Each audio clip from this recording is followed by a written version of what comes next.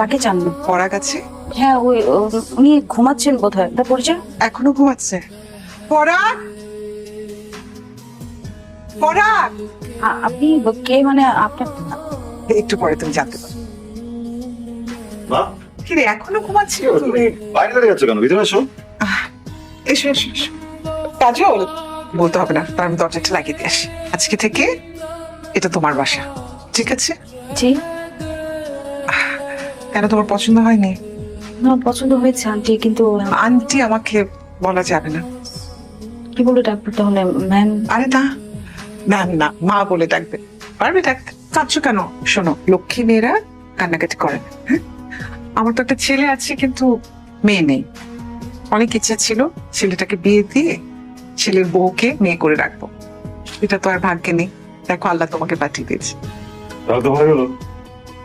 আমাকে আর বিয়ে করতে হচ্ছে না আলাদা ভাবে, মানে তুমি তো একটা মেয়ে পেয়ে গেলে, তাই না? দেখ, যেটা ভালো মনে করিস। চিরকুমার থাকা অসুবিধা নেই, মেয়ে পেয়ে গেছি। চল, তুই কি আমার জন্য একটা কাজ করবি? কাজল না বাসা থাকতে থাকতে খুব বোর হয়ে গেছে বাবা। ওকে একটু বাড়ি থেকে ঘুরে নিয়ে আয়, মনটা ভালো হবে। ওর শরীরটা ভালো লাগছে না, আমি একটু রেস্ট করতে চাই। তুই কি যাবি? বলেন, কি হলো? যাবেন না? আমি চিনতে পারিনি না আসলে। এভাবে বের হয়েছি, কেউ যদি দেখে ফেলে ঝামেলা হয়ে যাবে। আমাকে একটা জায়গায় নিয়ে যেতে পারবেন? আমার বাবা মার সাথে দেখা করতে চাবো। অ্যাড্রেস? আসলে কবরস্থান।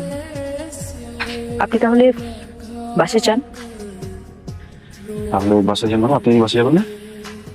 আমি আসবো, but মানে আমার আরেকটা কাজ আছে, ওটা শেষ করে তারপর আসবো। হ্যাঁ, তাহলে চলেন না, একসাথে শেষ করে বাসায় যাই। না না, আপনি অনেক কষ্ট করেছেন, আপনাকে অনেক অনেক কষ্ট দিয়েছি, আর দরকার নেই। প্লিজ আপনি যান আন্টির কাছে।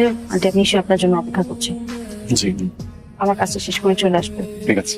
আপনি অনেক মহৎ, আমি অ্যাপ্রিসিয়েট করি।